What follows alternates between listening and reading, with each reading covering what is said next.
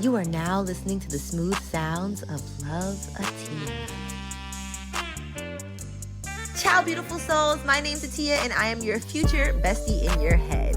I am a sex-positive animal activist. I grew up in Queens, New York, and was homeschooled/unschooled for about 12 years. I was a virgin until I was 24 and attempted to have a hoe phase for 2 years, which eventually led me to being accidentally/intentionally celibate. And here we are today. My past left me with a lot of wild stories, a lot of lessons, and a hell of a lot of trauma. Thank God for my wicked sense of humor, because God only knows I would have perished by now. With that being said, this is your gentle reminder that the Love Atia experience was created as a safe space for me to reflect and share the lessons that I've learned from past traumas. Shit gets real on this podcast, and topics such as domestic violence, sexual assault, substance abuse, depression, anxiety, and suicide may be referenced. If you are working through feeling triggered by certain topics, this may not be the show for you right now, and that's okay.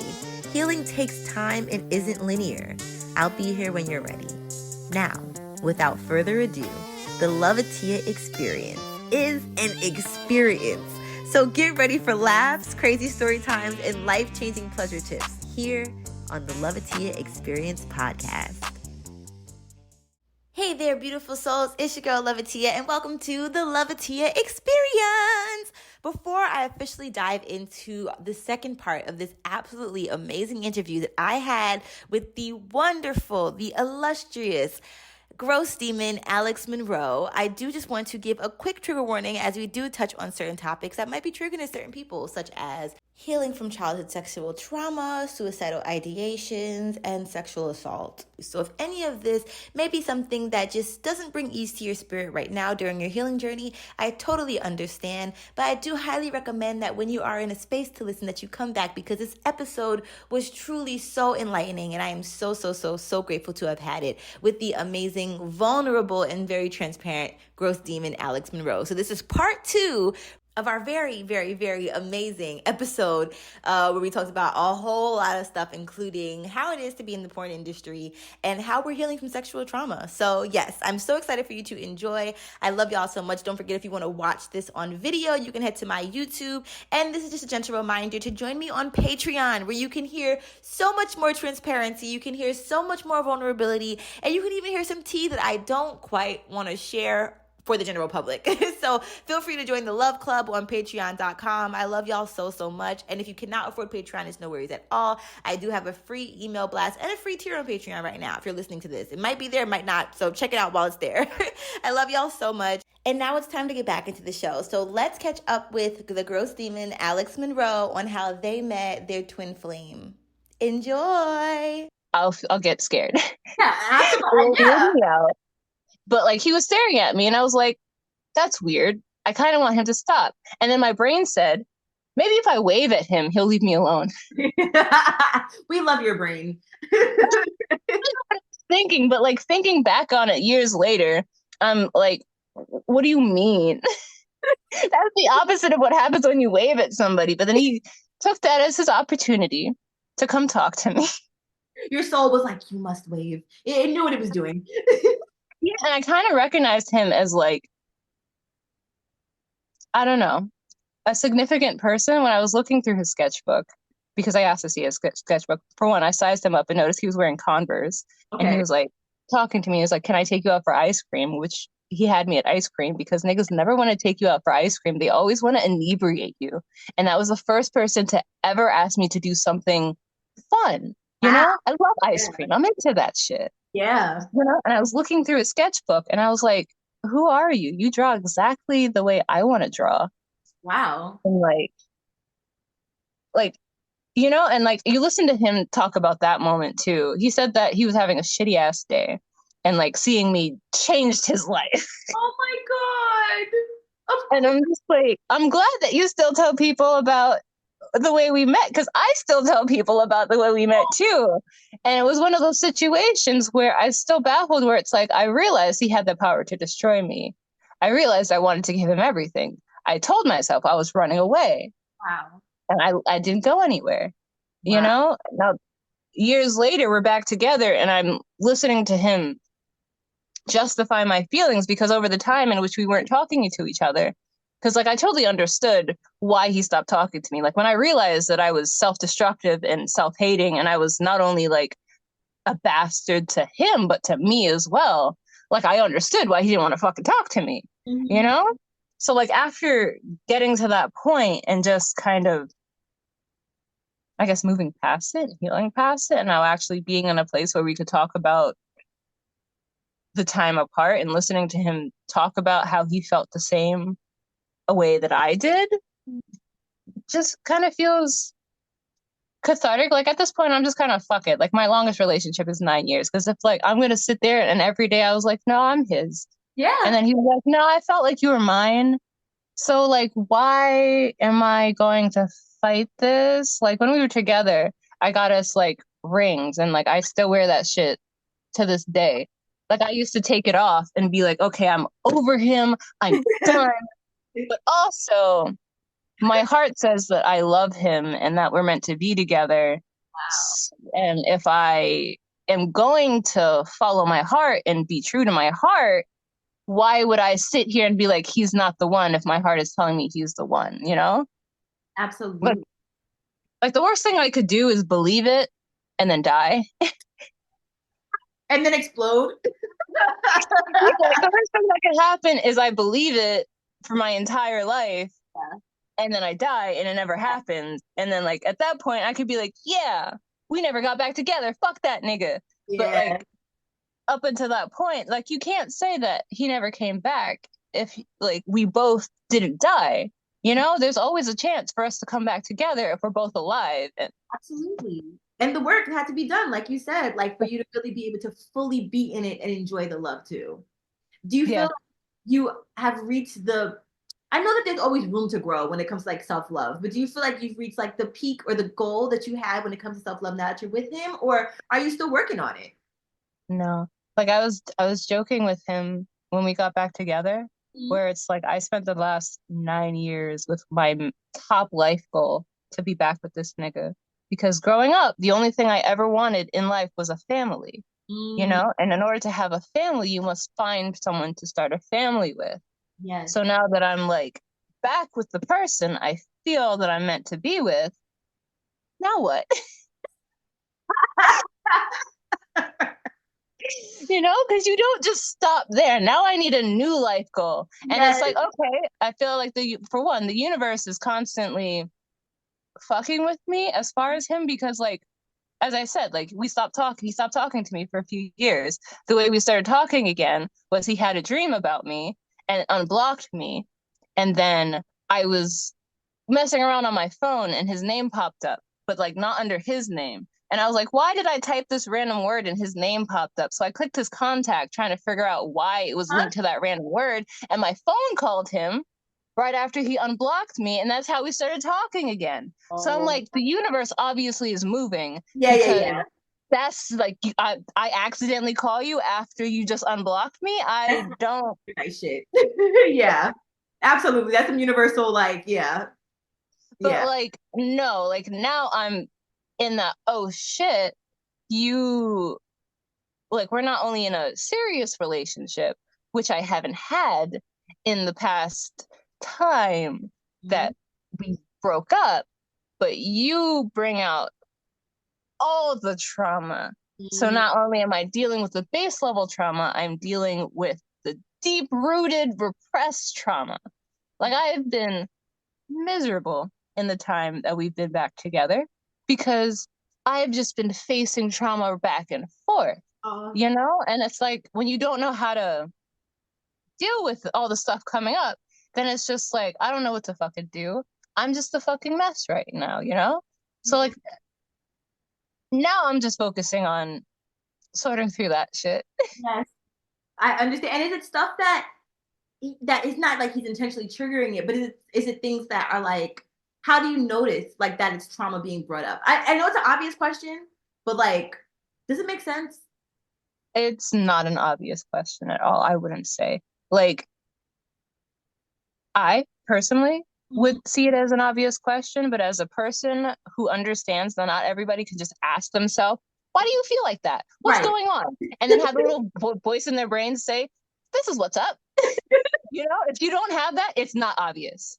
But like, it's one of those things where I literally just ask myself, I sit with it. Like, there's a lot of things, like, I know the base level of stuff, and I've just been facing my mom trauma Yes. this entire time because, like, I asked myself, do you really feel unloved, or is it because you were told all the time that nobody was going to love you for who you are? Is it just like, is it because this person, because like as an individual who has never felt like I have had a place in the world, I never felt like I had a place that felt like home until I met him. Mm. It like brings up that fear of losing him, that fear of not being good enough, that fear of not being worthy of love, that feeling of not being worthy of feeling safe, that feeling of not even being protected, not being listened to. All this stuff comes up, and it's like there are occasions, there are moments in our relationship where I will be vulnerable and then be met with hostility simply because of either where his mind space is at, how I worded that, the situation going on, how things just went down. You know, we're navigating a tentative relationship that is new to every party involved. So it's difficult to deal with on top of the trauma coming up. Yep. So it's just like, okay, so I feel like this. I feel like this because he did that and it made me feel like this. Is it really because he did this and it made me feel like that? Or does it go deeper than that?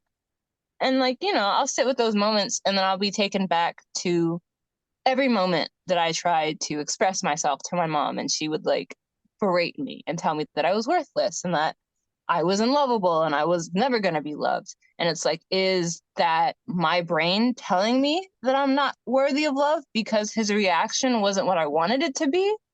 And like, you know, even sometimes I have to kind of take a step back and kind of reread what he says via text and just be like, does he mean what I think he means?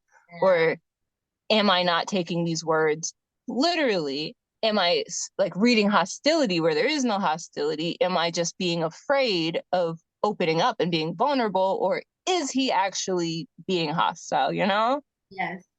Yes, fucking. And text is so hard, especially if it's like literal texting, not like voice notes, because it really is just in general hard to fucking read read the responses, if that makes sense, in whatever tone it's sent. So if you already have something in your head or whatever the case may be, like, I do that shit all the time. I read everything with hostility. I'm like, why did they feel like that? What? They hate me? Like, Same, the same. And like I struggle, like I feel so sorry for him because if he was a regular guy and this was a brand new relationship, like we might not even be going through this. There's also the fact that it's a polyamorous relationship and he has another partner that he has been in that within that time. So then there's just like, okay, so it's like we're equal, both he and his other partner. Okay, beautiful. But then it's like a matter of, do I feel equal? Right. Because like, do I not feel equal because I'm not being treated equal, or do I not feel equal because I feel worthless? You know?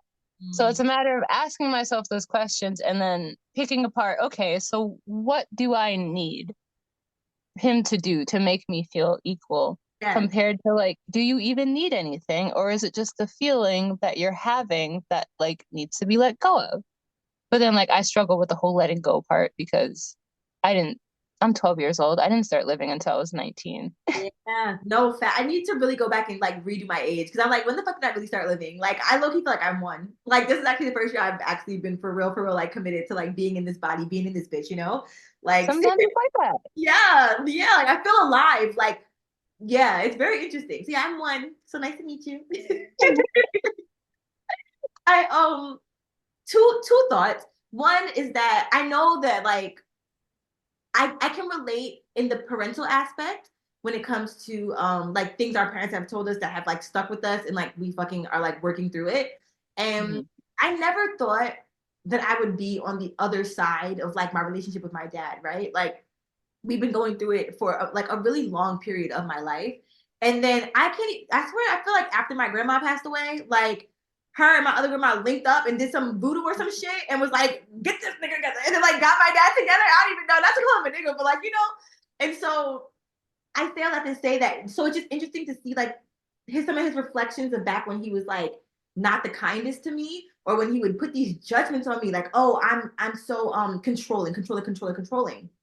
But then fast forward, like to have a healthy conversation with him to where he's like, actually, in all reality, like if I'll speak as him, like I was the one who was controlling. I tried to make my voice deep, like I was the one who was like had the control issues. And I'm like, yo, my guy was projecting this whole time, and I carried this shit on my back for years. And if I'm controlling, who do you think I learned it from, my brother?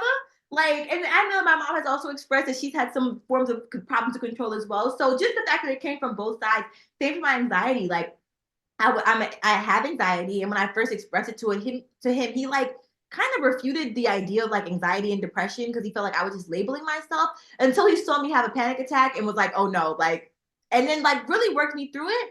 But then come to find out, he had anxiety. Like he literally expressed it like he had. So my thing is I know that I can't heal like everyone's parental trauma, and I understand that everyone's resolve looks different, but I just wanted you to know, like, just from the outside looking in, like when parents be saying shit, it's literally how they feel about themselves. And it doesn't take away the fucking weight that it puts on us as kids, because we're like, I trust you as a parent. So whatever you tell me, I'm supposed to listen to everything my parent says, right?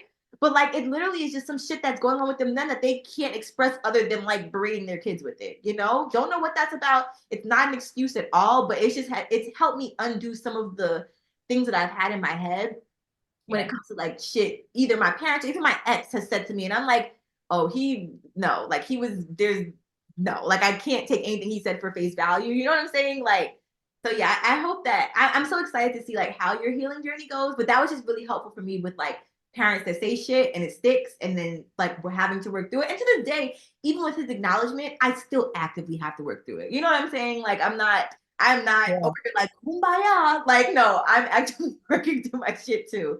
So I can relate. And even hearing you, like, the fact that you did it afraid, like in this relationship, like you got in this relationship and like my mom always says, even if you're scared, do it afraid. And it's like a quote from Van Zandt. Yeah.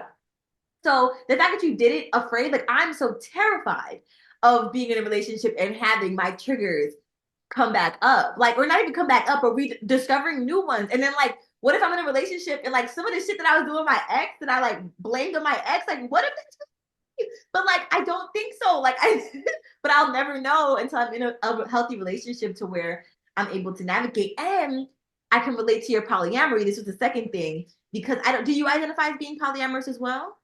I do. Okay. To touch on what you were saying, like I totally understand the parental aspect. As an adult who has been diving into my trauma, I've realized two things. Mm-hmm. One, my mama didn't mean it. Mm-hmm. Like, as looking back at it, she didn't want kids. She Oh. shouldn't have had kids. She shouldn't have been in any of the relationships that she was in. So like my sister is a product of her growing up in like a situation where her dad wouldn't let her be a person unless she got married. So she did that so she could have a life.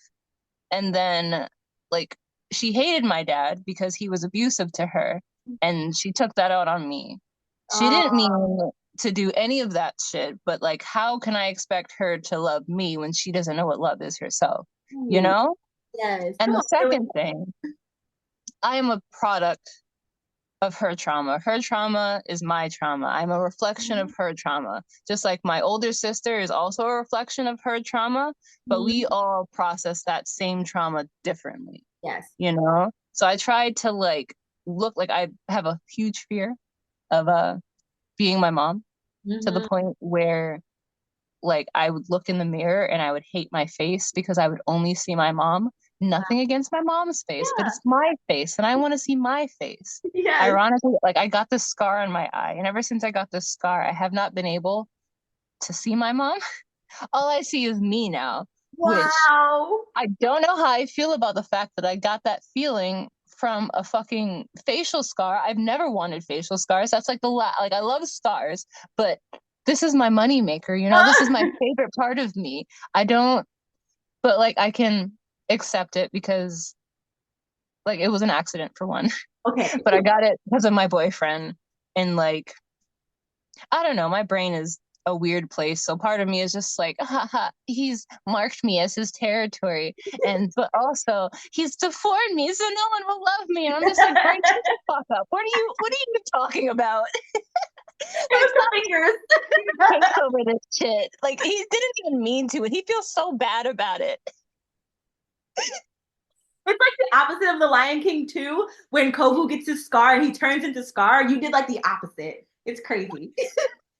But like, I don't want to be like her because she's very domineering in her relationships, which part of me worries that that's where my submissiveness comes from, because like I'm used to not having any power, so that just might be where I'm comfortable. But also, I don't know, like I also have a breeding kink. Like I'm just a power bottom, you know? And like I like part of me feels like I incarnated as a female bodied individual because I love creation so much that I wanted the ability to create life. Wow. You know? So it's like outside of my ability to create life, I don't really think about it that much, but you know, that also comes with like a breeding kink. Yes. But like after having those two realizations, to bring it back Yes. to my mom, after having those two realizations, it really, like, mind you, my relationship with my mom has also changed because I kind of ran away. I moved out one time. And then every time I would come see her, we would just argue. And after like I moved back into her house, we would just argue because I didn't want her to like, I love her. Yeah. The relationship between a mother and a child is the most important thing to me. So it was painful for me to not have that with the person that made me, the person that carried me for 9 months, just for me to feel like you don't want me. You wish that like I too wish you had an abortion, you know? Right, no facts. This timeline, really? I think it was because I kept arguing with her, and then it got to the point where if you don't acknowledge how I feel and how you hurt me, you're going to lose me. Yeah. Because as much as I want you in my life, I'm not going to sit around and let anybody hurt me anymore. That includes you. So it's like after we had that moment, she kind of switched and stopped like bothering me about the little things that bother her and only her, and started being more supportive. Like I remember the first time I like texted my mom and I'm like, Mommy, I'm sad. And I talked to her about something and she wasn't judgmental. She was just supportive. And I'm just like, are we there? Am I living the dream? Hold the fuck up. So, like, I totally get it. And as like somebody that understands how she was raised, how she was like neglected and not had to fight constantly, I understand why she said the things she said and why she did the things she did and why she behaved the way she behaved. And now it's like on to me where it's like, okay, that's just on generational trauma, you know? You pass it down. It's now my job to recognize that, change that, and not pass it down, which I feel like at this point in my life, if I want to get to that next step of having that family, I have to figure this shit out because I would hate myself if I gave any of that to my children. It's so bad where I'm still contemplating if my mom will have any interaction with my children because she fucked me up so bad. And it's like, my children are going to be unhinged. Just whatever you want to do, however you want to express yourself, here we go. Let's fucking do it. And you're not going to make them feel bad for it because why would you? There's no reason for them to know shame, you know? So like, I worry that she might be hostile in that manner, but at the same time, I don't think she cares enough. I don't think she cares enough when it comes to other people's kids, you know? So it's like, I just want to make sure that I heal those parts of myself so that I'm not also passing it down, because I want my children to be the best, my magnum opus, you know? Like that's going to be my greatest creation ever. Just beautiful, functioning humans that can make all the difference I was incapable of making, you know? Wow. I love that. I just want to say I'm so proud of you. Like from the outside looking in, I know that when you have trauma, and when you feel like you have healing to do, it feels like, oh, like I have all this work. Or at least I be feeling like I have all this fucking work to do. But like you're doing so well. Like the fact that you have this understanding about your mom, this compassion about your mom, this understanding about generational trauma, you're able to literally vocalize your trauma and what you're working through like so fucking eloquently that you seem like you have the tools to be able to like get to wherever you're trying to get when it comes to self-love and healing and all that stuff. You're like doing great, like I said, from Thank you. out looking in, of course. Of course. Honestly, I'm looking forward to the next step where I get to the repressed shit. Yeah. Because you know it's bad if it's repressed. Absolutely, yo. Your mind can do crazy things when it comes to fucking pushing that shit all the way back. Yeah. It's crazy. But it needs to be tapped into. Oh, that's what I wanted to ask you. So, because I don't know this answer for myself, so I just like to ask the opinions of you.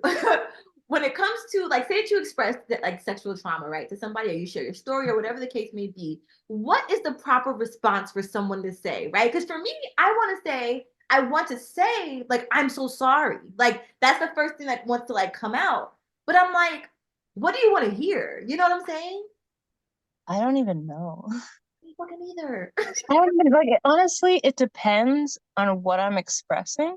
Okay. Like there are certain things that I would like to talk about and just have a conversation about with a person that I feel will give me a safe space, you know? Absolutely. Because like I'm a person of action. A lot of the times I'll be bothered by something because I just want something to happen. And a simple action will make me feel better. As far as like something to say that makes me feel validated, I'm not even sure because I didn't even mentally address the fact that I was molested until I was raped, you know? And then at that point, it was a realization of, oh, wait, I was molested. Wait, hold up. That was rape. That was coercion. So that was rape. That was rape. And then, like, at that point, it all just came flooding in, you know? Yeah. Yeah. Definitely. Did you always know the terminology of like coercion and stuff, or was it after you had your assault the rape that you realized like, oh, you learned the term? Like when I got assaulted, there were so many new words that I learned after looking on rain.org that like I didn't even know were a thing. And then I was like, oh shit, like, and then I had to go back, like you said, and recount like everything that I've been through. It was a combination of things. Like I was familiar with it. Like, okay, for one, City at Peace broke me as a person. Yes. Because they taught us how to not shut the fuck up about how we were feeling. Yeah.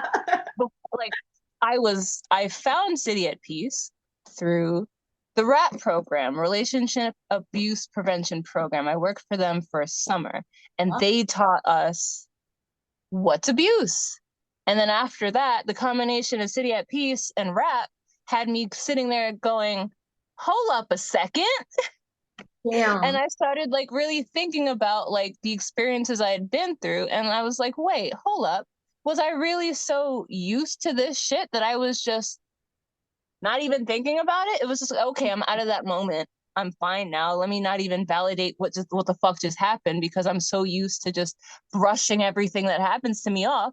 I didn't even like process that it happened. Wow. So then like after realizing what had happened, it was just a matter of putting everything together. Yeah. Yeah. Wow. I can relate. I also don't know how the fuck, like, how somebody's supposed to acknowledge. Like, I don't, a part of me doesn't want somebody to say, I'm sorry. Even though that's the thing that I want to say, like, a part of me doesn't, because then what am I supposed to say? And like, if you say, I'm sorry, what am I supposed to say? Like, oh, it's okay. Like, no, there's no anything. What are you apologizing for? It's like, I don't know. Don't say you're sorry. And don't say, oh, yeah, you know, my friend went through that. And then I helped them through that because that makes me feel so fucking terrible because I'm here asking you for help to help me get through it. Don't just tell me about a time you helped somebody else, you know? But like, I don't know.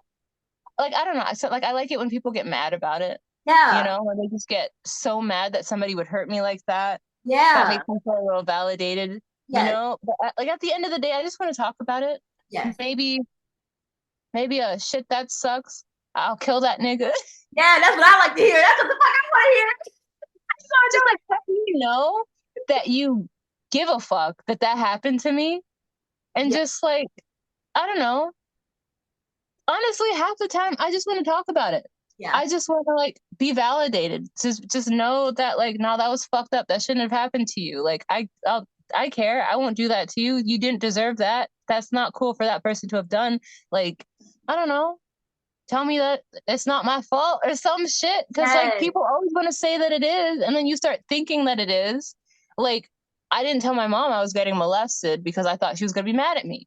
And then when she found out I was being molested, she got mad at me.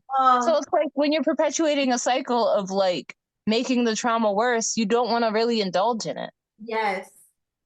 Yes. Fucking yes. Absolutely. So how did you navigate that after you shared with your mom that you had been assaulted or molested, and then there was like no support with that? Like, how were you able to support yourself, or did you just I dissociate? mean, that was during the time where everything was repressed.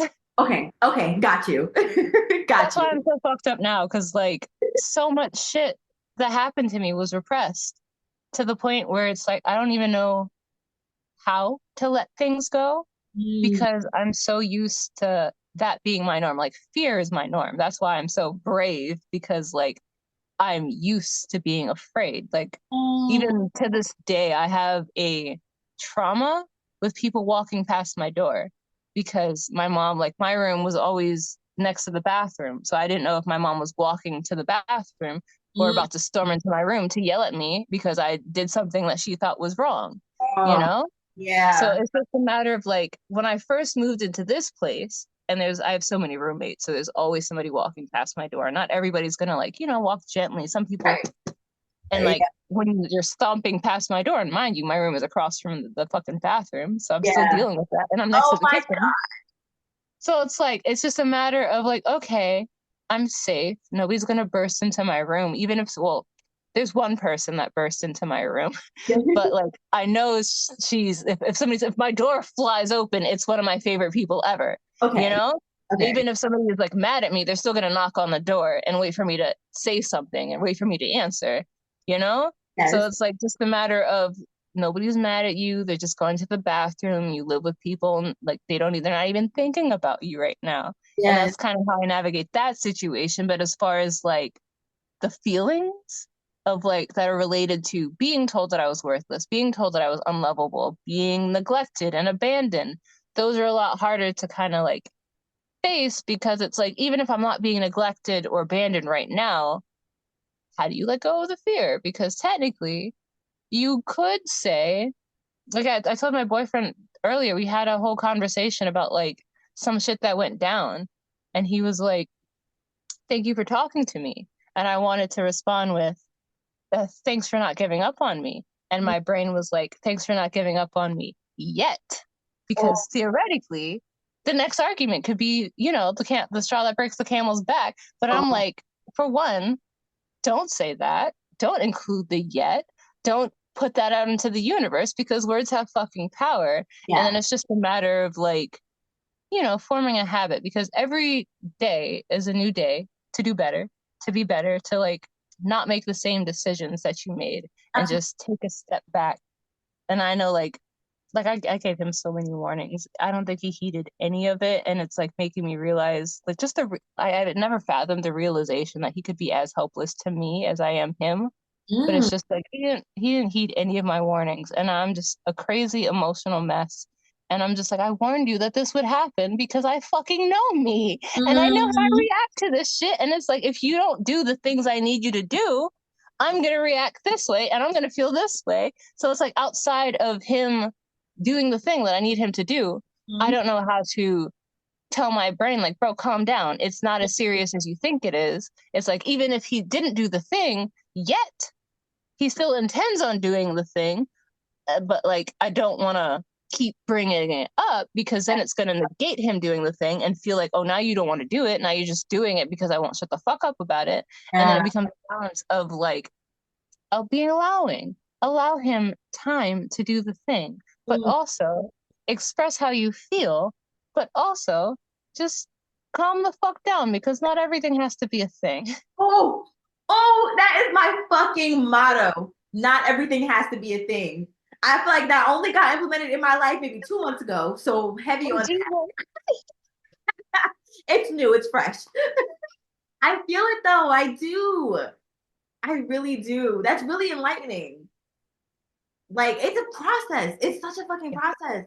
Like, I remember when I told my mom I wanted to be 100% healed, she's like, Atia, like, nobody's ever 100% healed. I was like, oh, what am I doing this all for then? Like, what the fuck? Like, it's just. Honestly, I feel like being 100% healed, like, having trauma is how you maintain immortality because the universe will keep you around as long as you continue to grow.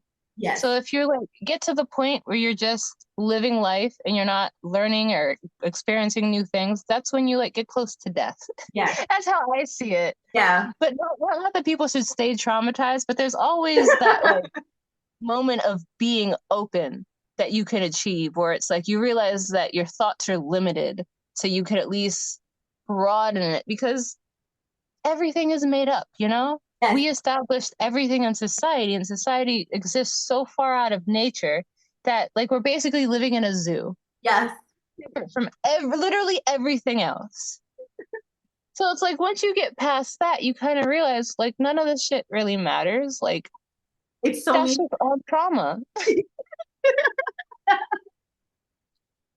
No, seriously. Every day that I like, I recognized that it was all nothing and meaningless back when I was 15.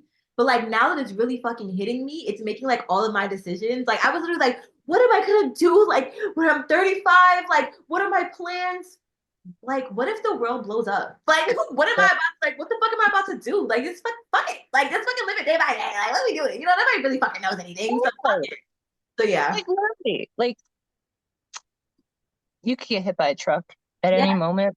It's like literally, I clam up anytime I hear a plane because you never know when it's coming through your fucking window. I just watched that fucking movie. What's that? With fucking what's her name? Julia Roberts. It's on Netflix. It got the deers. Oh, the deer? Yes. Oh my god, it's on my Reddit. Hold on. BRB. Wait, Get Out? No, but it's something like Get Out. Leave the world behind. Have you watched it? I haven't. Okay.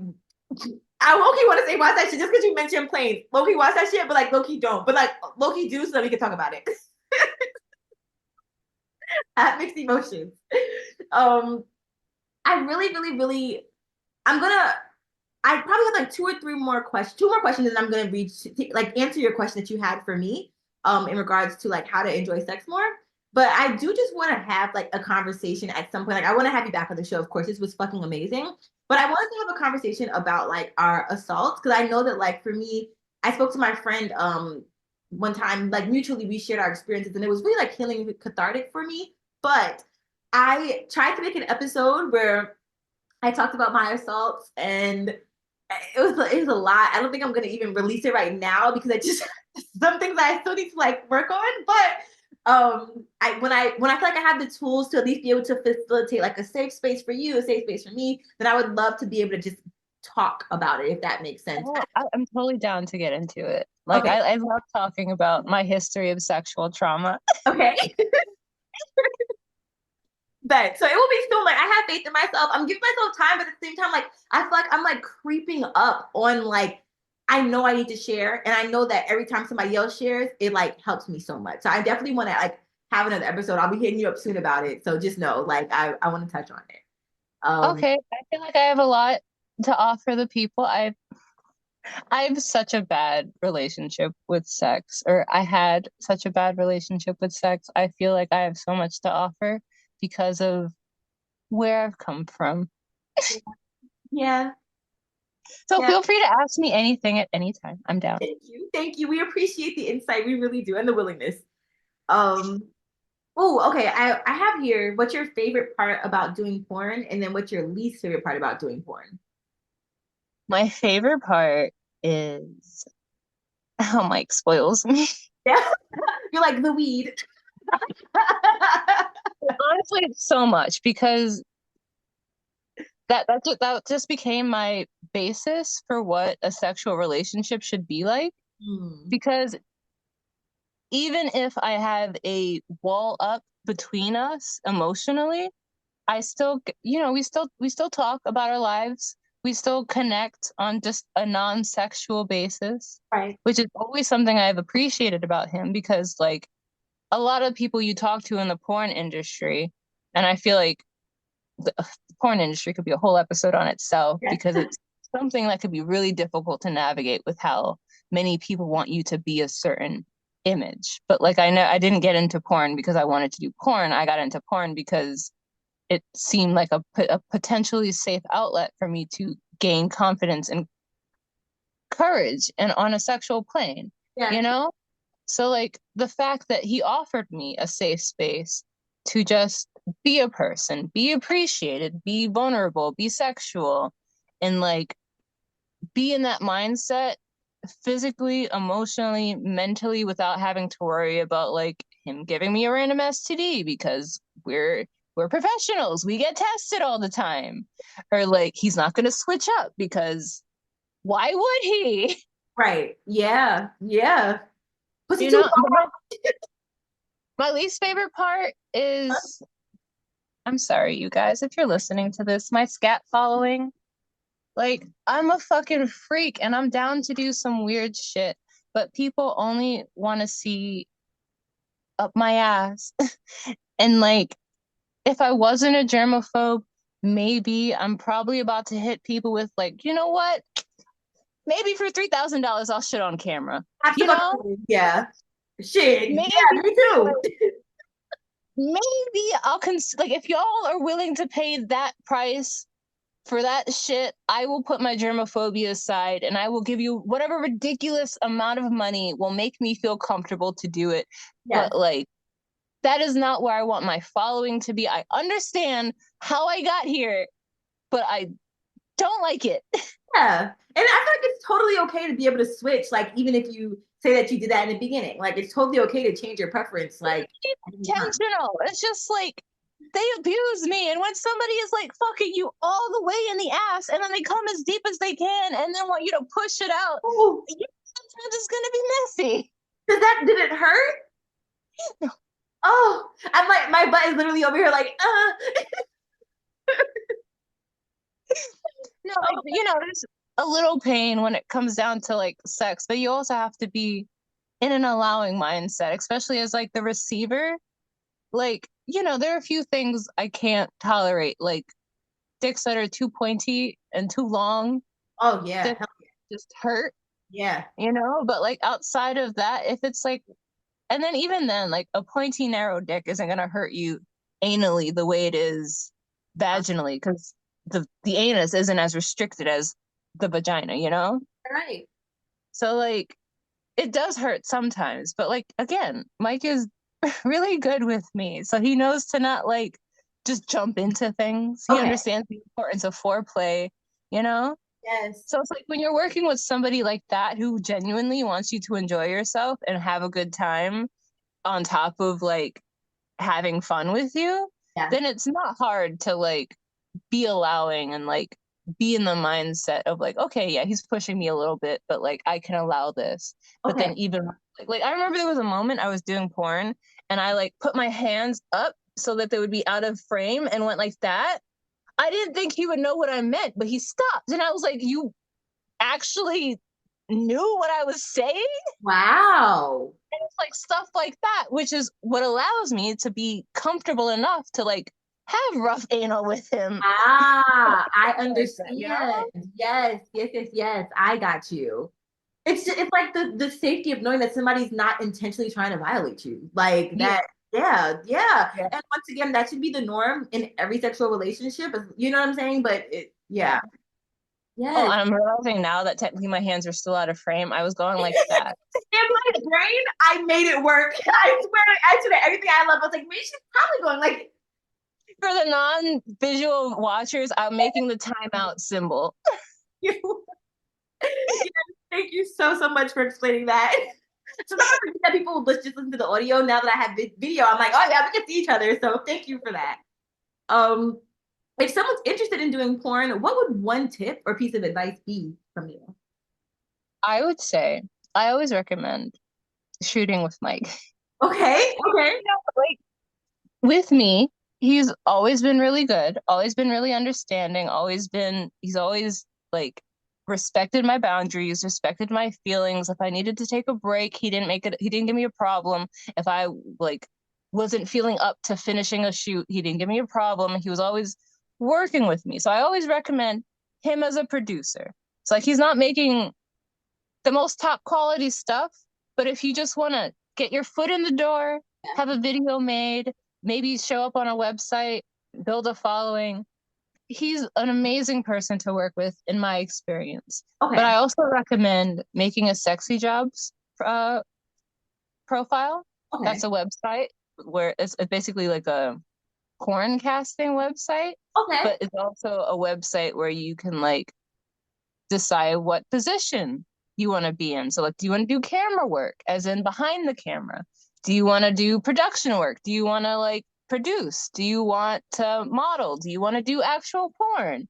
All that stuff. And it like puts you out there and then allows people to reach out to you. So then you can then talk to those people, see if you find anybody that you vibe with, a situation that you vibe with, or like reach out to people that you know, might follow and want to work with them. Right. And then go that way. There's also like the route of like home porn, okay, which is like becoming viable, which like technically that's just what Mike is doing. He's just been doing it for so long that like people know him as a producer and not just like a guy shooting porn videos with random models in hotels, because that's all it is, you know? But it's like even like that, because like I have a friend who basically is doing the same thing or trying to do the same thing, because like he'll have sex with people and make videos of it and then put it out on like mini vids and OnlyFans and stuff like that. Mm-hmm. And then it's like, you know, there's so many routes that you can go down. So if you want to like just do it in your home, just make solo stuff. There's so many websites that you can go on to put yourself out there. You don't even have to work with people. But even like being an attractive person on the internet, people will see that you have an OnlyFans and ask if you want to work with them, ask how much it's to pay you to do stuff. So like literally all you have to do is put yourself out there and like people are gonna come. I love that. You're like, just be your fabulous self. Yeah, like if you put your like, I mean, granted, I feel kind of disadvantaged as a conventionally attractive female-bodied individual. Like people always like to say, oh, you get sexualized because you do porn. No, I do porn because I started being sexualized before I hit puberty, you know? So it's like me putting myself in the situation where people can like see me in a sexual manner is not what caused the sexualization. It is just simply existing as, for one, as a female, because that's all it takes a lot of the time. Half the time, just existing as a vulnerable person, because both male and female children could get hands, apparently. Yes. You know? Yeah. So, like, it's more so a case of make sure that if you're going to put yourself out there like that, you have to be ready to stand your ground. Because, like, I've had people try to slut shame me, but it's like, how am I a slut if I'm only having sex with Mike? You know? Yeah. Outside of that, like I'm not having sex with people I'm in relationships with. I'm not having sex with just any old body. For one, after I quit porn, like everybody got taken off the table. Like I would have worked with anybody I felt comfortable with working with before I quit. Mm-hmm. And the only reason I still work with Mike is because he spoils me. Right. You know? Like why would I say no to good dick, money, weed, food? I don't eat, like I only stopped asking him for money because he was telling me about issues that he was like financial issues he was having taking care of his son. And at no point in my life am I going to come between a person and their child. Wow. You know, even as like someone's sugar baby, I'm not going to be like, oh, you're having a hard time paying for your son, can I have like money though? No. No, like the fuck, take care of your son. Yeah. Like, even to this day, like sometimes I'll ask him for an advance. I'll ask him for money in advance, and then like I'll ask him for so much money where it's like, oh, he already paid me 400. But then when it comes time to pay me, he'll give me like an extra 100, extra 200. And I'm like, if you treat me like this, how am I supposed to live? Yeah. It's making it hard, no pun intended. But like to be in that situation where that is the only way that I am having sex, but then to be slut shamed, it's like, what do y'all even want?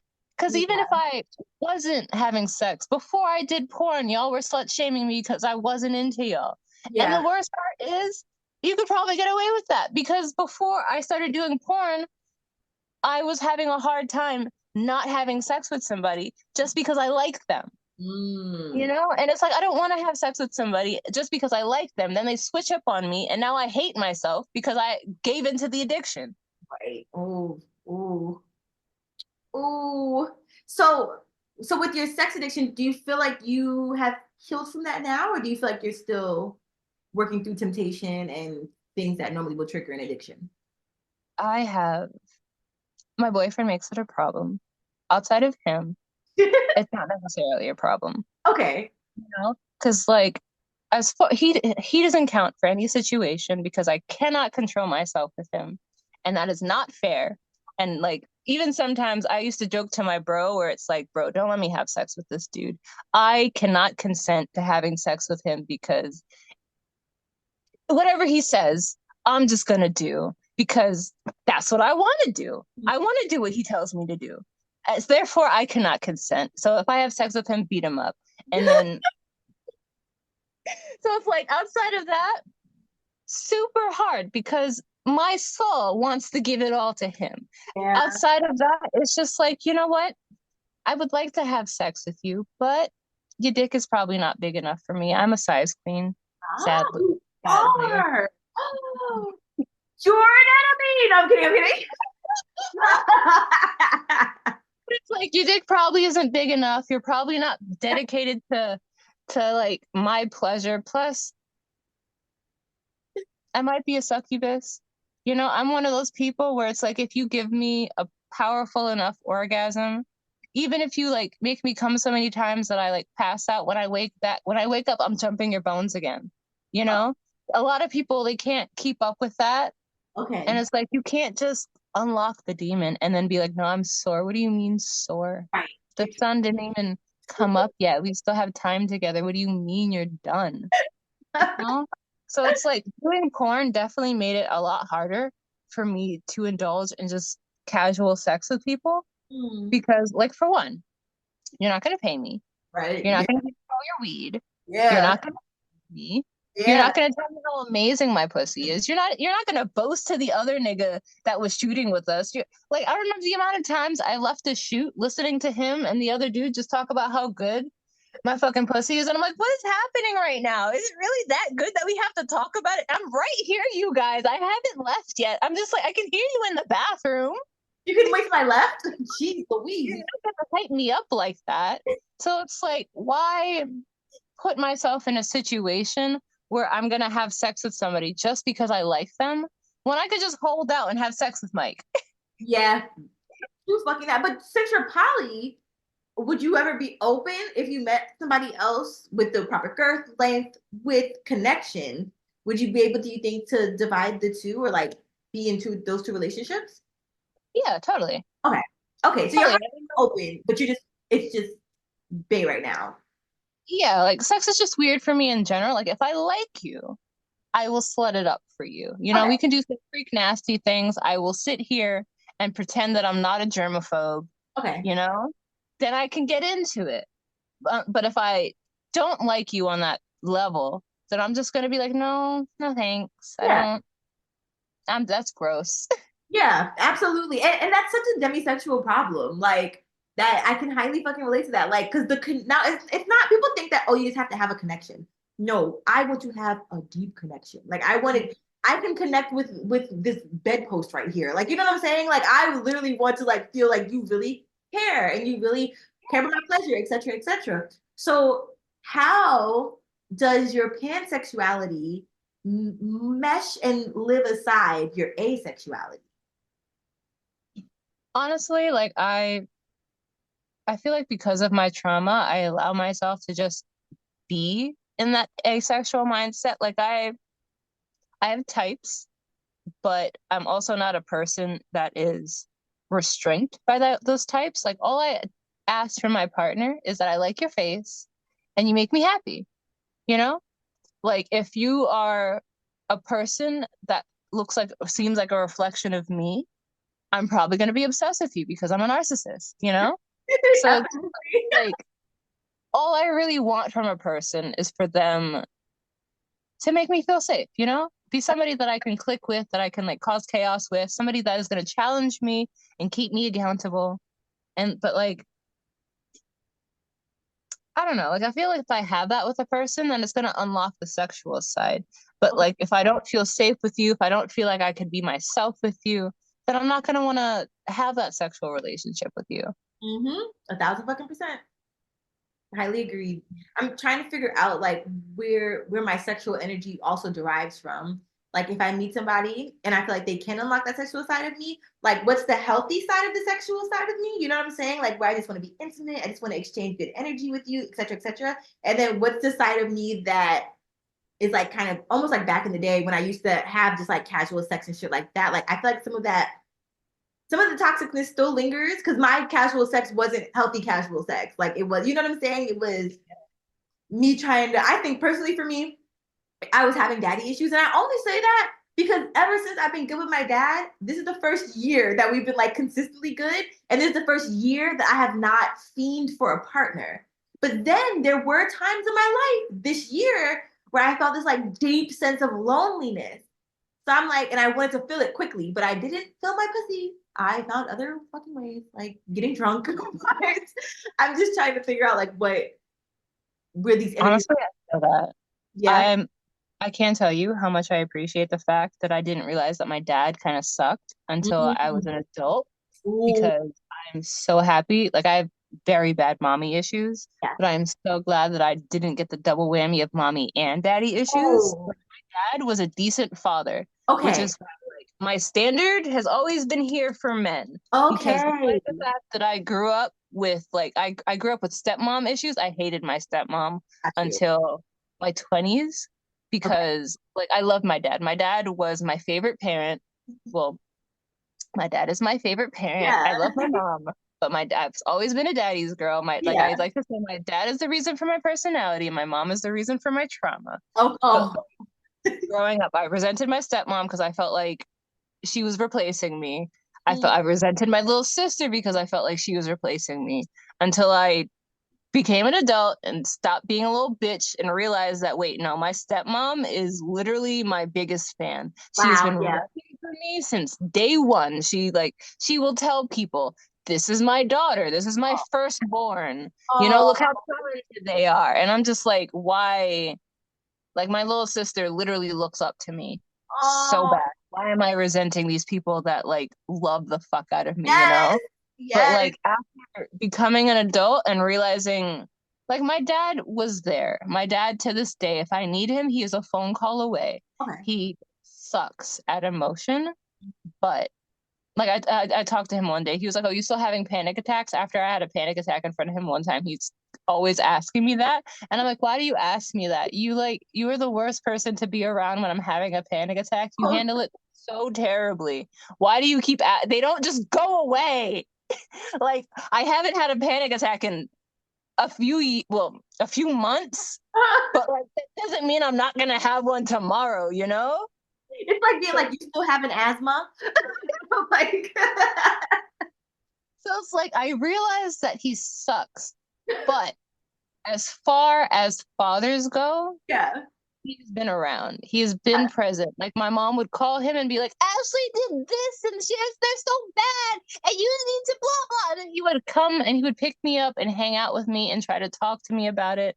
So it's like my standard for men is not in hell. Okay. It's at least up to the knees Okay. because father was decent, you know? Plus, a lot of people don't even have a father, you No. know?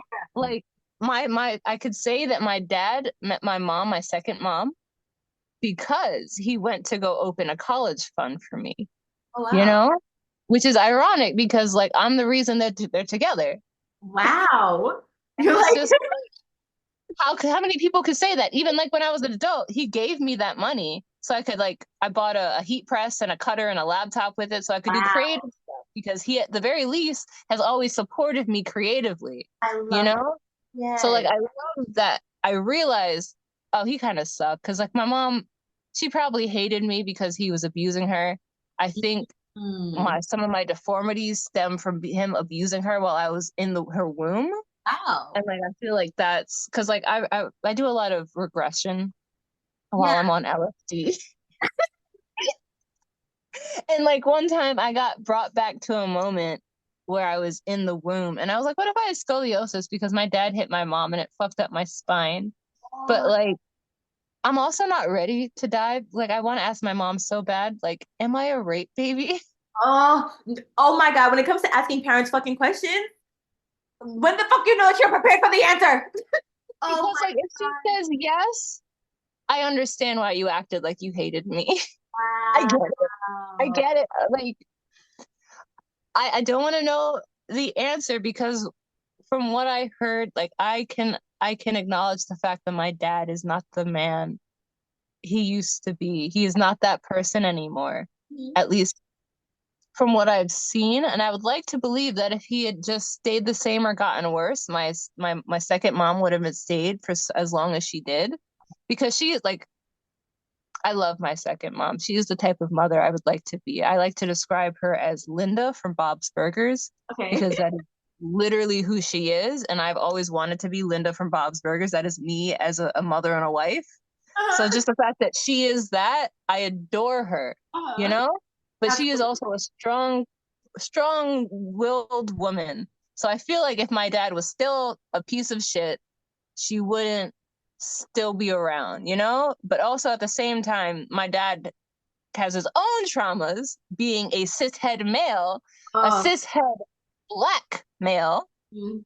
So like I tried to be understanding, and I just appreciate the fact that I realized he sucked as Yeah. an adult because I could just imagine being in that shitty situation where you don't at the very least have your father to call on Yes. at the very minimum, even if it's just like because like I've had conversations with my dad before. I don't feel comfortable talking to my dad about everything because he is a very Christian man. So Okay. trying to explain to him why my little sister made me cry because she was being homophobic to my father, who she probably learned that shit from, is a very difficult conversation to navigate. But the fact that like we still had that conversation and like I tried to tell him that I was upset because she was saying homophobic things and I'm bi without saying it, and Mhm. he was still a father, you know? Okay. Which is why Okay. I always feel like if I tried to have a serious conversation about my identity and my sexuality with him, I feel like he would try to understand, Okay.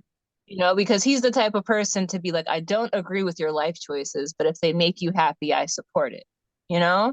Absolutely. So I'm always appreciative that I didn't have to deal with his trauma because my mom's trauma is already too much, you know? And Yeah. it's like I already attract the wrong people and have to deal with so many negative situations because of the things that I'm used to growing up, you know? So it's like if I had the double whammy, I don't know if I would have like survived my 16th birthday because I was totally gonna kill myself on my 16th birthday, but my friend convinced me not to. So Okay. I'm like, if I also had the daddy issues, I probably would have said fuck it. I really appreciate the fact that you can talk about like not wanting to be here freely because that's a topic that I speak a lot about, and I feel like it's so like fucking taboo, but it's life as shit. You know what I'm saying? Like it's a talk aboutable thing. So thank you for your I transparency. wish it wasn't so taboo because like I don't know, I'm the type of person where I'm not I don't know if I can consider myself not suicidal anymore. Okay. If life wants to take me out, I'm gonna be appreciative, but I've stopped trying to kill myself. Feel it. I feel that so deeply. I feel like I say such like what people consider like morbid or like dark humor type shit, and they think I'm joking, but it's like no, I'm okay. You like we can laugh. but this is fun. no, yeah, like this is like, are we all living the same life? Like, I know we're not living in the same circumstances, like the world. When my therapist told me that, like, everybody, not everybody, if some the people that are not aware of things, just fuck them. But the people that are aware, like, people get tired of fucking life. Like, and that took a lot of pressure off of me. Cause I'm like, I just want to sleep for a really long time sometimes, sometimes forever. And that's all right. Like, and we make it through. You know what I'm saying? And I feel like it feels less heavy when you can acknowledge it. And then it's like, okay. Yeah. Yeah. So I feel like there's nothing wrong with like talking about it and expressing it.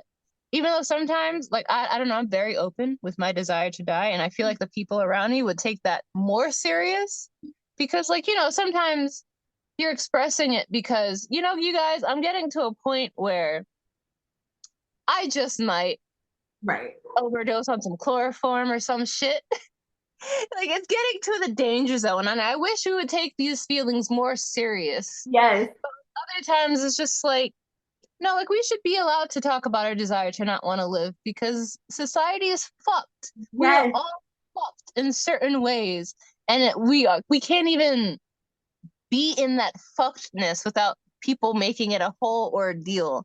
Yes. Yes.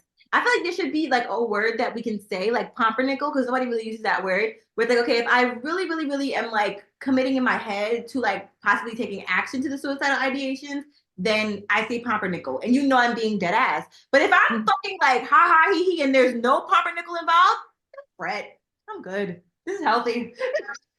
Yeah, like we need a way to differentiate between dark humor, and this is a warning, you guys. Yes, literally, I'm actually crying out for help right now. Y'all are commenting LOL. This is not one of those times. Like, oh my God, I told my friend I was having a panic attack one morning, and she was like, but I said LOL. I made it a joke. And then she texted me, it was like, I hope all is well. And I was like, oh, no. But then I told other people, and they were like, well, you made it humorous. And I'm like, but you should fucking know me. Like, so yeah, I should have said pumpernickel, and then maybe she would have like understood it. Maybe I need another word for anxiety. I'll figure it out. But thank you. I don't know. I feel like it takes a certain type of person to realize that like LOL is a buffer. It's like a lot of times people would say they'll use LOL or put emojis because they don't want you to take what they're saying so serious. Which is why I have to remind myself, like, don't use an emoji.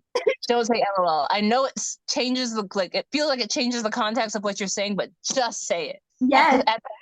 Put a period. Yes. Let them know you really fucking mean it. Seriously, I'm such an LOLer and I'm such an emojier. And it's like sometimes you don't even just say the shit. Just fucking say it. Say it. Hey, I just sang that song the other day on another episode. It's like no matter what you do, they're gonna take it however they take it. Right. So just say it. Just literally say it. Literally. And then remember that none of this matters. All this is nothing and meaningless. And life is fucking life. Yep. Okay. The last piece that I'm gonna leave us on for this episode, but we're coming back, y'all. We're coming the fuck back. Is you had asked for tips on how to enjoy sex more. So as much as I would have loved to answer this on my own, it's something that I too struggle with. So we're gonna learn together on this one. And I found 2 articles. So we'll read the first one, see if we really feel like, oh, this really helped. And then if it did, then great, we'll stick with that one. But if we're like, oh, this sucks, then we'll move on to the second one.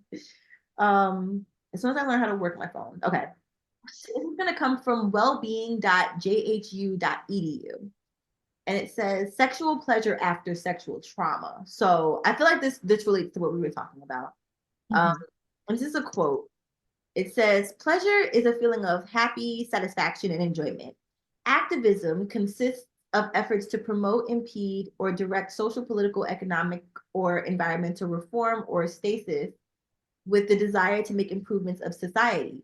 Pleasure activism is the work we do to reclaim our whole, happy, satisfiable selves from the impacts, delusions, and limitations of oppression and or supremacy.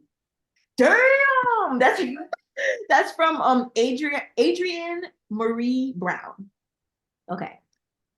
Let me scroll through this and make sure this is fucking relevant. All right, I should have done this before I even had the link, but let's see. It says, in the English language of Robin Hood, Robin and his merry band of thieves famously steal from the rich and give to the poor. But before the actions of the outlaws, the in charge of outlaws of the story, I hope this gets better, stay with me, enrich themselves through excessive and unjust. Okay, we're skipping this. I don't give a fuck about Peter Pan. Okay. Trauma, particularly the trauma of, did you care about Peter Pan? Not really. Okay, I okay. think you mean Robin Hood. Oh shit, Robin Hood, thank you. Did you care about Robin Hood? It's like I keep reading this part. So sorry. Did you want me to reread that part with the Robin Hood? No. Okay, because I couldn't really relate. I was like, I'm kind of hanging there. Okay. Trauma, particularly the trauma of sexual or gender-based violence, GBV, also relies on abuse of power, manipulation, and exploitation. It is also a relentless thief. What does trauma tend to steal? It frequently targets your sense of safety, your ability to trust, your view of the world. It might steal your view of yourself, your psychological and emotional well-being, or your concentration and focus. It takes your time, so much time, as well as all the things you could have spent your time on if this hadn't occurred. It often goes after your sense of autonomy, your relationship with your body, your relationship with your sexuality, including the ability to experience sexual pleasure, even within the boundaries of a safe, informed, and enthusiastically consented to sexual experience. Come on, enthusiastic consent. What does healing from trauma look like? While trauma generally needs to be processed, one important aspect is reclaiming what, in a fair and just society, is your right to have, your right to safety or safe enoughness, your right to be able to form relationships of trust, your right to be wise, your right to a wise and compassionate relationship with your internal psychological processes, your right to your body belonging to you, feeling good for you, and being able to feel good with others when you choose so.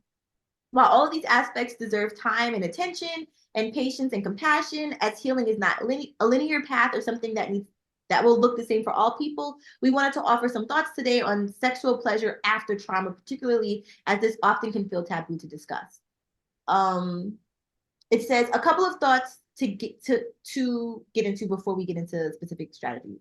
While rape is categorically not sex, rape and sexual assault, harassment, and GBV can make sexual encounters / sensations triggering for people, meaning the components of the trauma memory from the past can get associated with experiences in the present, thus activating the trauma response. If this happens to you, it does not mean that you are doing something wrong. And if a partner is present, it does not always mean that your partner is doing something wrong. It does mean there is work to do. And the nice part is the work can be pleasurable. And then the next note is pleasure, the feeling of enjoyment, is integral to healing from trauma. While desensitizing or numbing oneself to the pain of the trauma is a survival strategy many people need to employ at various times, it is not the same as healing from trauma. Healing involves the work of the survivor to actively integrate back to an ability to feel good, to experience a sense of aliveness and enjoyment. Sexual pleasure is not the only way to feel alive by any means, but it is an important one for many people to reclaim. The following list suggests ways to go about your process of reclaiming. All right. Sexual pleasure by yourself. Sexual pleasure, and it's like noted like this, like it's like little boldness and then like I'm literally listening to you to read this, and I'm just like thinking about my experience with porn, because that's literally what I did. And now it's like I'm like, okay, so like what is the next step? Masturbating? Because like my body is weird, it turns off if I don't want to feel something, but I don't want to be like that when I'm having sex with somebody. But at the same time, like there are parts of me that get overstimulated, and the stimulation becomes like too much to the point where I can't come from that because it just feels like too much. But then it's like, I don't know. I don't know. This is why I'm super excited about that toy you recommended. Yes. Because like the way I look at it, if I squirt, I can't say I didn't have an orgasm. I can't confuse the orgasm because my body literally showed me that had a release, you know? So it's like, maybe that might be the next step to actually enjoying it, because like there could be that block there of like, can I even enjoy sex outside of the mental aspect? And is it one of those things where it's like, do I need to like hit the shame associated with the masturbation at the core? And like, because like I'm not big on masturbating in Okay. general. I like, I don't know, I'm more of a toy person, but I Okay. don't like toys. I don't like the sensation of toys. So I'm more of like, I like doing it with people, but like it's hard for me to come, and I don't know if that's on trauma or just because I need certain things, you know? Being in a female body, it's always difficult to get that nut if you don't know what the fuck you're doing, I you understand. know? Yeah.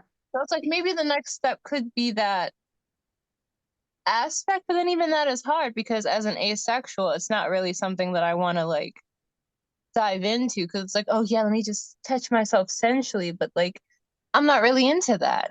I understand. Okay, so what do you think that you okay. So when it comes to the sex toy, I would say I love it because, and we're talking about the Nami. I love it Yeah. because you can toggle either one, right? You have the suction at the top and you have the vibration at the bottom. And the vibrational patterns for the first, like for the first setting for the top and the first setting for the bottom one are literally not overwhelming, which I appreciate. Like it's not like the Hitachi to where it just starts off like straight fucking just sensory overload.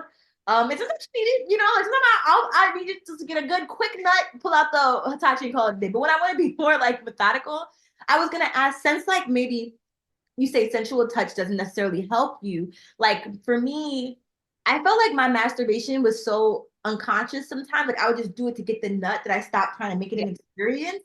So I think that like even if you don't care for sensual touching, like for me, I played music one time from like my masturbation playlist, and I just danced around my room and I had the toy, and then I would just like kind of rub the toy like on my clit and like not even like with it on, just like getting like like I'm fucking just dancing with the toy. But like I wonder if there's some type of experience that you can have that can feel orgasmic along with like that can lead up almost like foreplay that makes you feel good, even if it's fucking creative foreplay. Like maybe you get dressed up for yourself and like maybe you'll turn yourself on in that way, or I don't know, something outside of the norm and outside of just the toy that can help you feel like you're having a full experience. So you're not even that focused on the orgasm. Like I've been edging lately too, and that's been really helpful to get me from focusing on the orgasm. Like very, very helpful and making me stay in my body. So It could also just be like a matter of being in that sexual energy, that, just like feeling yourself, and not like a literal feeling yourself kind of way, yep, you know? yep. I don't know, it feels so weird trying to tackle sexual trauma as a person that does not identify with my body, you know? Where Yes. it's like, even if I had the parts that I wanted, I still wouldn't be sexual to myself and wouldn't like be into like touching myself and like playing with myself. I'm not really one of those people that like, even when I masturbate, I'm thinking of like a scenario in which I'm being used, in which I'm like giving pleasure to somebody else. It's Mhm. never just like, ah, yes, this feels good.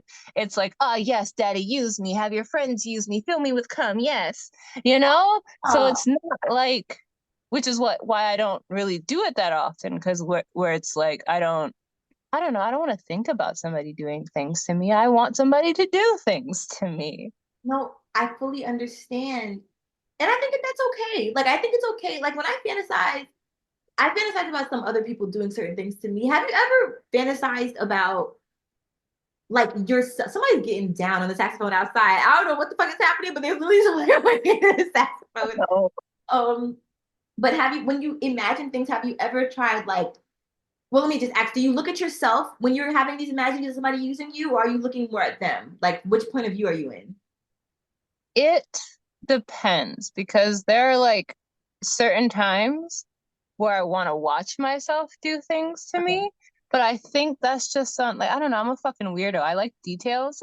Okay. So it's like just a close up of like watching something going in and out of me, I find kind of pleasurable at times. Okay. Other times it's just like, No, I'm living like I'm just living my day with the fucking dildo in my ass, just having the fantasy play out in my head.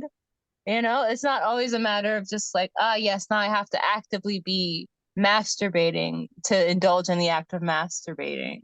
I understand. I fully understand.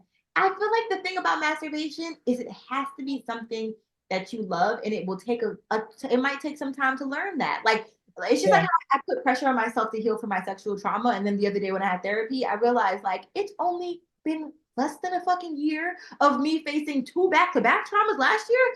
Like, and so when I give myself that time to like really just fucking be and navigate it and not rush it, I feel like it's helpful. I understand my desire to want to heal, and I am healing throughout this. And so I feel the same for you. Like I don't think it's rushing it, but I think that it takes time. And I feel like as much as I talk about masturbation and I'm like masturbation positive, it's not always easy. There was a whole fucking month where I could not like be turned on. I couldn't turn myself on. I was so just having an outer body experience. Like I don't know, but I wanted to ask you, do you feel safe in your body? I don't know. I hate having a body.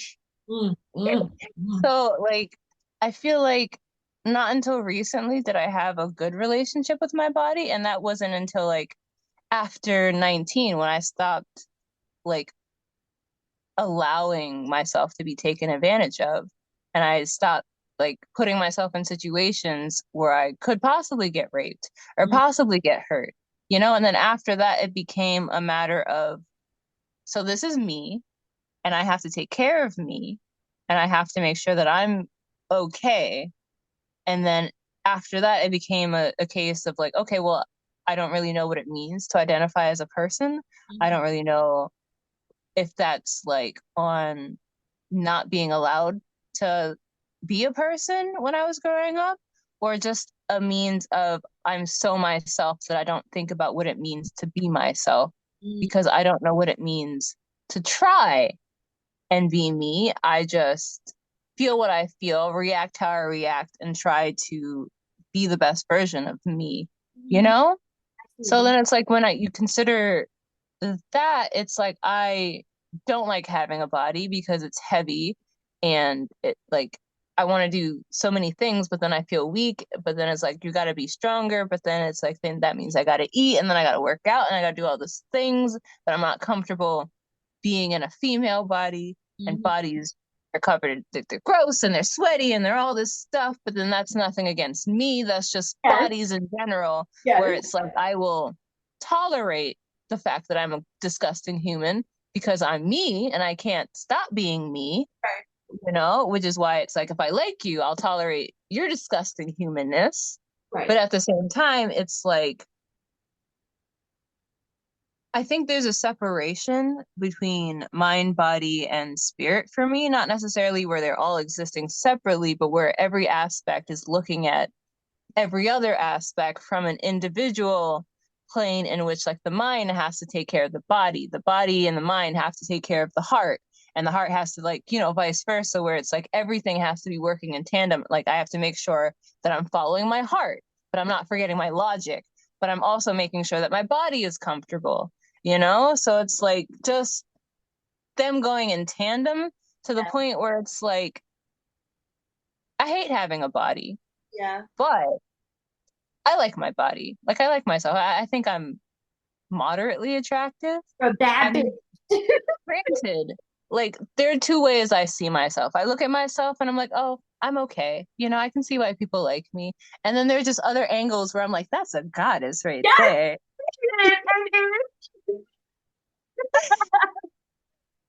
But Absolutely.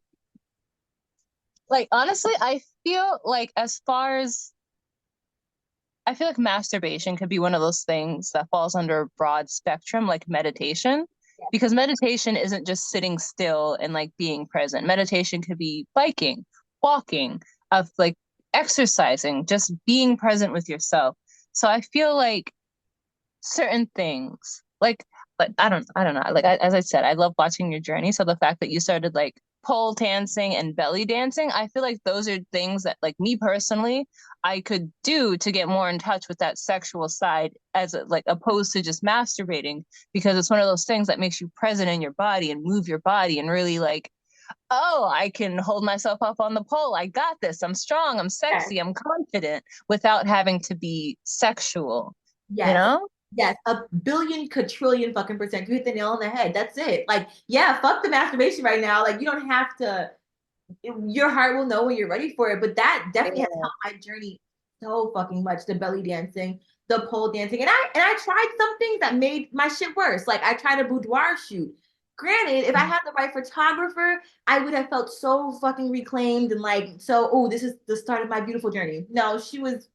That's another story for another fucking time. But it just didn't make me feel, you know. I cannot express the importance of a good photographer. As somebody who has tried modeling in New York, a Oh lot of people are only like out here to take advantage of people. yes, Like a good photographer will let you just move freely, give like tell you what they're looking for, help you feel comfortable, like direct you, compared to like people that just want sexy photos of people that they're attracted to for their own portfolio and their own use. thank You you. know, but like when it comes like a good photo shoot will do wonders for you. Even if like you don't feel confident, you see that one photo that's just like, that's me.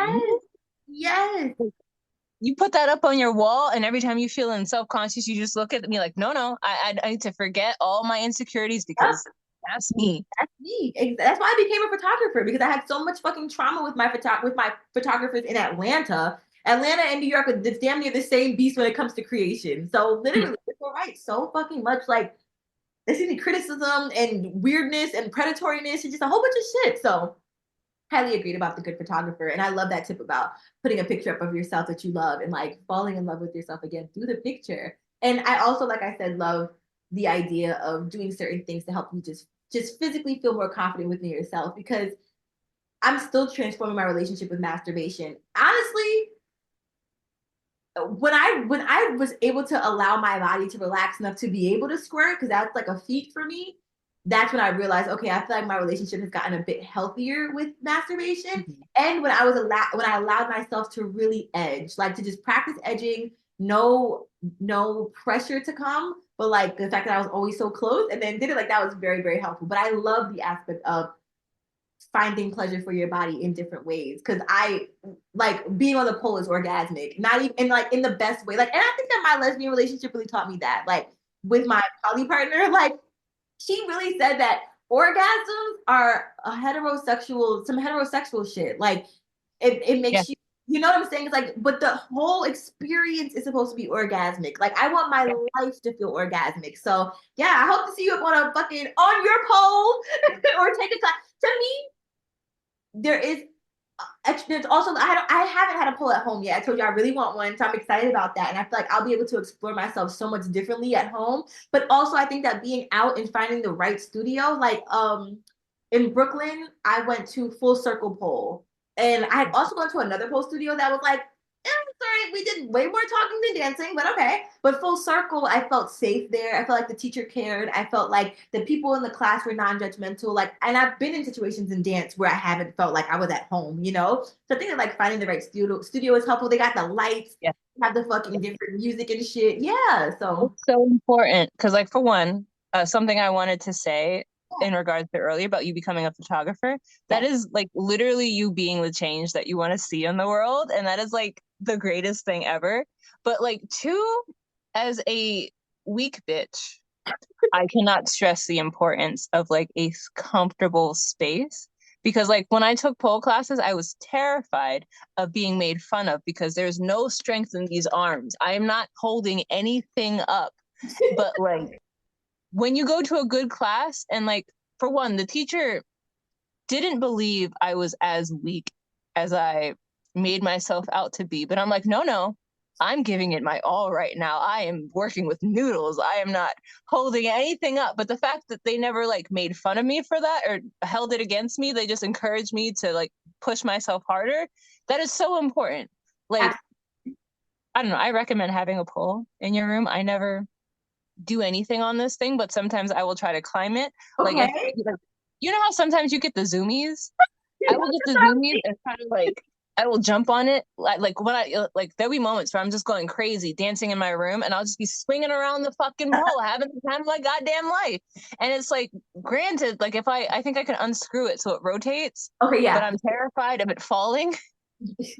So like I just spin and it's like just that in itself is Yes. so fun. And Yes. it like I don't know, like I feel like they're just I don't know. I want to do more pole dancing, more belly dancing because I feel Yes. like they're so fun and they're gonna like connect me to my body to just like for one, I believe moving your body is important in general. Number one. Just moving it in a manner that makes you, for one, it keeps you young, keeps you loose.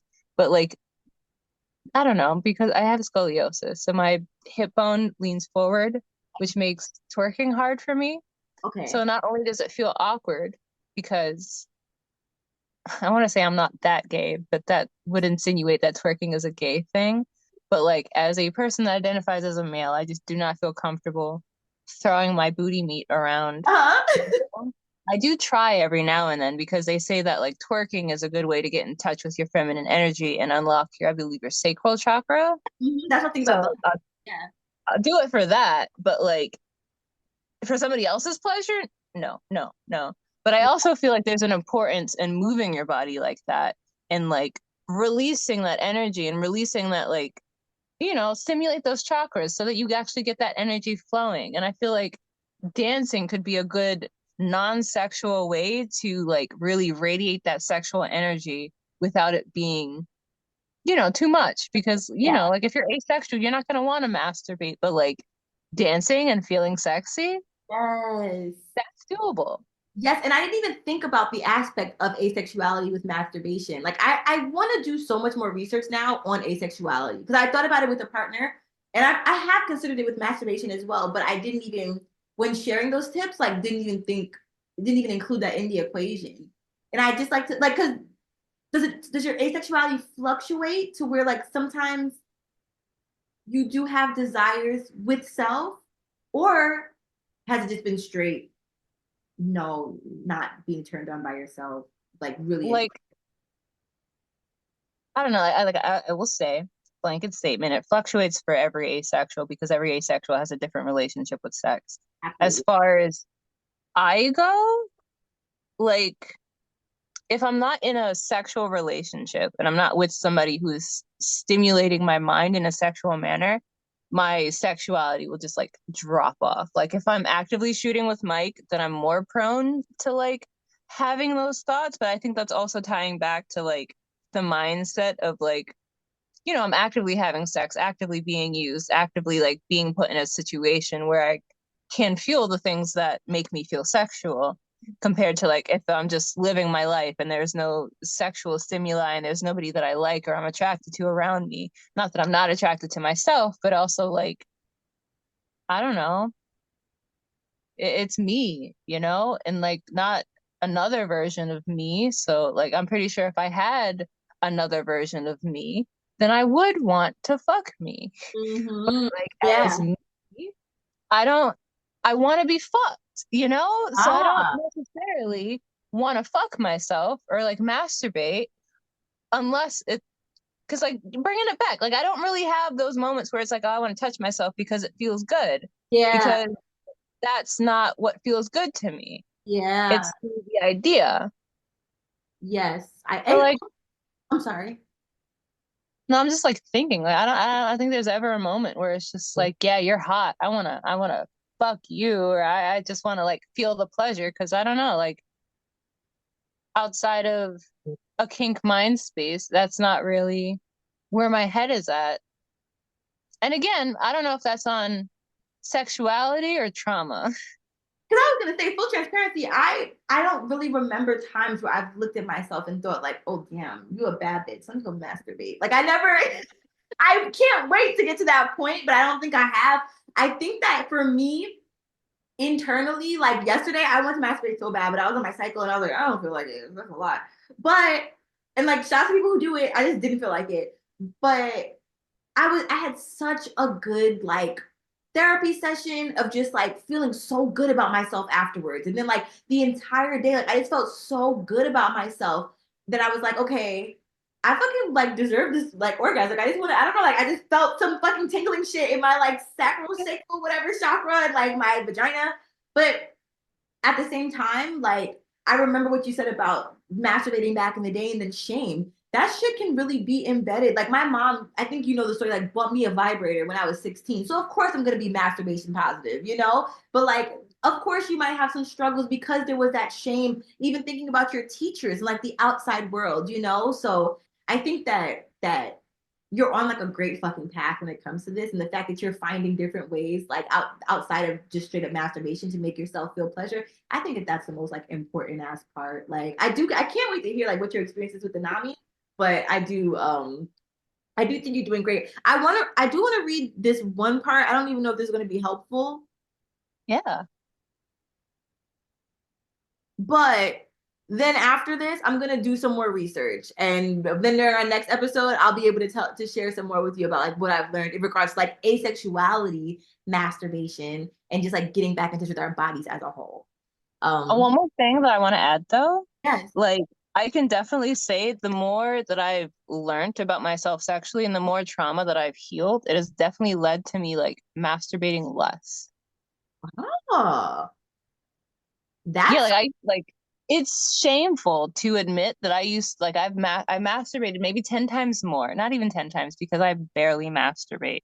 I've masturbated maybe 100 times more when I was younger than I do now. wow. That's so interesting. I wonder, I'm sure there are other people out there who's like who can highly relate to that. Because I'm trying to look back on my masturbation experiences, but I also because I was a virgin for so fucking long, like for 24, I feel like that was my main premise of getting off. So I feel like I was pretty consistent with like I've stayed pretty consistent. I can see that. Like it's easier to stick with when that's like all you really know, but honestly, that's such a good place to be because then you don't have to worry about like people fucking up your energy or your fucking pH balance. Oh, that fucking part. Yeah, and then the people that I was having sex with, they weren't making me nut. Only my fucking toys were. So I wasn't finding pleasure. Oh, and also earlier you mentioned penetration, and I wanted to say that I think the statistic is like only 30 or 39% of women are able to orgasm of penetrative stimulation alone. Like, but most other women also need the clitoral stimulation or anal Yeah. stimulation or like the shebang, like you said, like all fucking three, like just fucking go for it. So yeah, thank you for Like that. some type of foreplay. Like if you're not going to get the person to the state where it's like every touch that you give them is enough to make them come, then like you have to put in the work. Thank you. Literally, exactly. But please put that right as writing in the sky so that everybody fucking knows, like foreplay regardless. But I want to wrap this episode up by you sharing all everything that you're up to. No, first I want you to share one thing that you're super proud of yourself about right now. Honestly, I'm so proud of like the healing I've actually done because like a lot of the shit that I've done, like I have tried therapy, but I'm not a believer in therapy because it's so hard to find an actual therapist that's going to call you out on your shit. And I don't even think therapy is set up in a manner where they're supposed to like tell you about yourself and give you the proper tools to like work on yourself. But also, I feel like we don't need therapists. We just need people who give a fuck about us. Because why do I need to pay somebody to listen to me? Anyway, a lot of my shit has been self done. And the fact that I've been dedicated enough to get myself to the point where I don't actively want to kill myself. Mhm. Like, you know, if a truck were to hit me, the last thing I'm gonna say is, "Oh, thank God." Like, I'm not playing in traffic, you know? Yes, yes, And the point where absolutely. it's like, it sucks, but if I keep going and I keep pushing for it, it's gonna get better because I'm gonna make it better. I'm just happy to have made it to that point because there is nothing more important to me than my inner child. And Yes. if I can give them a safe place, and if I could be the safe place in the world for them, where it's like at the end of the day, I have my back and I'm going to protect me and I'm going to keep me safe, like the fact that I'm closer to that every day, I'm so proud of that. Yes, yes, I'm giving it up for you, and I'm imagining my imaginary audience giving it up for you too. I'm so fucking proud of you, and the thing I was going to say about my proudness for you was one tidbit back. I am an advocate for therapy, but I understand that my mom and I talk about this all the time. Like, talk therapy does not work for everybody. Like, I like talk therapy for myself, but my therapist makes me do like brain spotting and stuff like that. And my mom's therapist, they do like parts work. So there are so many different types of like ideology. I don't know. There's some word, but there are different types of modalities that different therapists can. But I think that you are a great testament that there are like, because I also know that therapy is not accessible for everybody, and I also know that I was very, very highly blessed to find a therapist that I have, because she does call me out on my shit. But there are some therapists who just got out of school and just start doing this shit for money and don't care about their clients. So it's like such duality. So I understand and respect your experience. But I'm so proud of you, because there are some people who be like, oh, I don't believe in therapy. And then they be like, oh, I'm doing the work. But you're like, they are not fucking doing the work. Are you okay? And I look at you and I think you are such a good testament of somebody who really is doing the work, who really has like focused on certain aspects of their life. You have like the verbiage, you have the tools, it sounds like, to really continue to heal yourself. And you're doing such a great fucking job. Like, you really are. So kudos to you. I remember old Instagram posts that I've seen where I've slid in your DMs like, hey girl, I'm sending you so long, you know what I'm saying? Or hey, you know, like just wanted to like just check in on you or whatever the case may be. And so you've really, really made it like just so incredibly far. And I'm so proud of you for feeling the emotions, riding the roller coaster, doing the exploring and all of that. Like this version of you is just such a beautiful one to be able to experience. And all other versions of you are so absolutely valid too, because you are a product of all of these other versions of you. So I'm so proud of you, like truly and honestly. Thank you. Thank you. Of course. Please let everyone know where they can find you, whether it be social media, websites, etc., whatever you want to put out there. Okay, so y'all can follow me on Instagram at unperf. Follow my OnlyFans, the Gross Demon. I'm also on Twitter at Alex Shin at ATDAHM at the M. It used to be ATM, but then people kept making ass to mouth jokes, and like that's not what it means. So Alex Shin, ATM, if you want to listen to me scream into the void. Usually I just complain about fucking the MTA and just boast about fucking One Piece. Or at the Gross Demon, if you ever want to see if I post on on OnlyFans, or you know, I'm trying to engage more over there, but also follow my OnlyFans, thegrossdemon.com. I mean, OnlyFans.com/thegrossdemon. Yes, I will put all of this in the description as well, so everybody will know. And how do you spell your Instagram at name if anybody's typing in it right now? UNPERF. Actually, no, let me plug the fucking art one too. There's also my art page where I post all the art shit that I do. It's just a bunch of dolls and paintings, which is spontaneous, chaotic creations with a period between everything. Now I'm about to go follow you right now. Am I following that page? I don't think so. I don't think anybody really knows about that page. No, okay, come on. You putting yourself out there. We appreciate it. I'm gonna find it. Okay, I'm gonna find it afterwards through your other page. But okay, yes. Okay. Yes. And all of this again will be in the description. Any other plugs, or are you all set?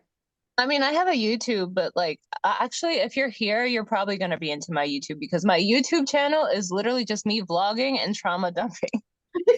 That's what we fucking love over here. Like, that is honestly my therapy, is just me talking to myself about what I'm experiencing on camera, and then just talking myself through it. And that's I believe the URL is youtube.com/thegrossdemon, but it also might be youtube.com/sabaku shinju, because my YouTube page is almost as old as YouTube. You're an OG. Yeah. Or an OY, an original YouTuber. I was posting videos. My first video on YouTube is me at a talent show in middle school, which was 2010. Oh, I want to see it now. Like, that's how long I've been on YouTube. There's literally like videos of me bleaching my hair and just talking about my life, and like talking about my brand. Like if you go back, you will learn way too much about me if you go back on my YouTube channel. Let me go down this rabbit hole real fast. Well, thank you so much. Thank you for being you. Thank you to your inner child for showing up. Thank you all. Thank y'all for listening. This is yet another episode of the Love Atia Experience. Don't forget to give yourself a hug for me. Thank you for having me. I can't wait to come back. Of course, yes, I can't wait for you to come back. I'm already planning it out in my head. Oh my gosh! And then the Gross Demon Alex Monroe will be featured in Project Pleasure. How could I not freaking mention that? Like literally, I'm so excited. Y'all are going to absolutely love it. And yeah, stay tuned for that. So thank you so much. Love you so much. I'm sending hugs and love. And yes, everyone listening, remember that you are loved. Thank you for indulging in our bullshit today. And remember that even though you feel alone, there is somebody out there that appreciates you. yes, absolutely. That's the best sign up ever. I'm not saying shit. Yes. I second that. Bye, y'all.